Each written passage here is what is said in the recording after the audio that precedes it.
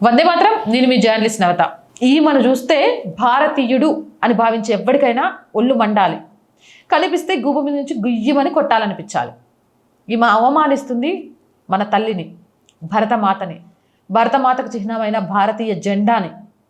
ఇలాంటి దాన్ని చూస్తే అసహ్యించుకోవాలి. కానీ కొందరు ఇలాంటి వాళ్ళతో స్నేహం చేయడానికి ఇష్టపడుతున్నారట. నేను చెప్తుంది నిజం. బాలీవుడ్ గాయకుడు విశాల్ దద్లానీ, ఈ పాకిస్తాన్ జర్నలిస్టు మరియు ఐసీసీ ఏజెంట్ ఈమె సఫీనా ఖాన్. ఈ ఐసీసీ ఏజెంట్ అయిన భారతదేశం మీద విషం గక్కే ఈ పాకిస్తాన్ జర్నలిస్ట్ తోటి బాలీవుడ్ గాయకుడు విశాల్ దద్లానీకి ఏం సంబంధం?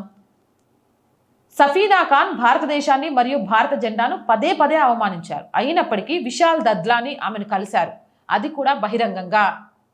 దేశద్రోహిని, దేశం మీద విషం కక్కే వాళ్ళను బహిరంగంగానే కలిశాడు అంటే ఎంత పొగరుండాలి. నన్ను ఎవరు ఏం చేస్తారులే, దేశద్రోహులకు అండగా నిలబడితే నాకు నీరాజనం బట్టే ఒక ముఠా ఉంది, ఆ ముఠా నీరాజనం కోసం అనుకున్నాడో ఏమో. ఇది సాధారణ సమావేశం కాదు. ఒక భారతీయ కళాకారుడు ఐసిస్తో సంబంధాలున్న వ్యక్తిని కలిసినప్పుడు అది జాతీయ భద్రతకు సంబంధించిన అంశంగా మారుతుంది. ప్రశ్న చాలా సూటిగా ఉంది. ఒక ఐసీస్ ఏజెంట్తో చర్చించడానికి విశాల్ దద్లానీకి ఏముంది? ఇది కేవలం స్నేహంకి సంబంధించిన విషయమేనా, లేక దీని వెనక మరేదైనా ఉందా? సఫీనా ఖాన్కు భారతదేశ వ్యతిరేక భావాలు ఉన్నాయని తెలిసినప్పటికీ ఆయన ఆ సమావేశానికి హాజరయ్యారా?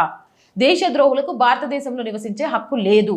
పాకిస్తాన్ మరియు ఐసిస్ పట్ల సానుకూల వైఖరి కలిగిన వారు భారత గడ్డపై గాలి పీల్చడానికి కూడా అర్హులు కాదు.